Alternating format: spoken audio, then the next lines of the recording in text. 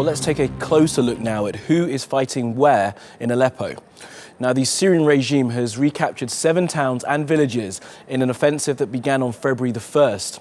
Backed by Russian airstrikes and troops from Iran and Hezbollah, the regime has now almost surrounded areas held by opposition groups. The YPG is the Syrian offshoot of the PKK terrorist group. It's taking advantage of the regime's campaign and recently seized 2 towns. Daesh is also trying to take Aleppo. It controls territory in the countryside to the east of the city. And Syrian opposition forces, including Ahrar al-Sham and al-Nusra Front, seem to be losing. They're being squeezed in a region that used to be their stronghold. Well, as we already mentioned, that violence is pushing the people out of Aleppo and straight to neighbouring countries. Shamim Chowdhury is in Kilis at Turkey's border crossing with Syria. So, Shamim, in the last few minutes, we're hearing from the Turkish foreign minister that 10,000 refugees have been let in a controlled manner. Now, you've been at the border for the past few days. Have you seen any evidence of people crossing where you are? Well, we've certainly seen a number of ambulances passing through today because the Turkish authorities has been letting in anyone who has suffered any kind of injury as a result of the war through the border and into nearby hospitals. That's been going on for the past few days. But as you say, in addition to that, Turkey has already let in 10,000 refugees just to this current wave of movement that we've been seeing. So yes, it is letting in large numbers of refugees and giving them shelter here.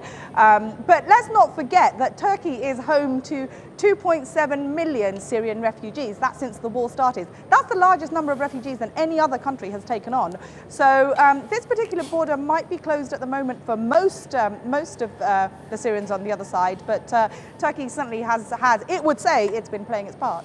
And Shamim, as politicians go back and forth about what to do about the refugees, what about the people there in camps near to where you are? Well, they're about 1 kilometre away from where I'm standing, Bab al-Salam camp on the Syrian side of the border.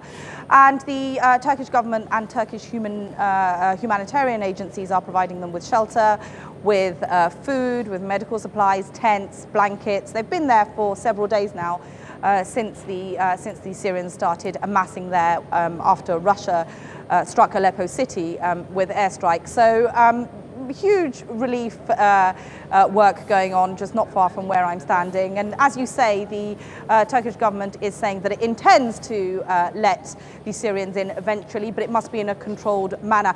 The crucial thing to remember here, that there is also a very important security issue. Let's not forget that since last July, there have been 3 Daesh attacks on Turkish soil. And the Turkish authorities certainly don't want anything like that happening again. They want to protect their own people and they want to protect the Syrians. So, you know, this is why they're having to adopt a very strict policy while they let the Syrians in. Shamim there from Kilis, thank you.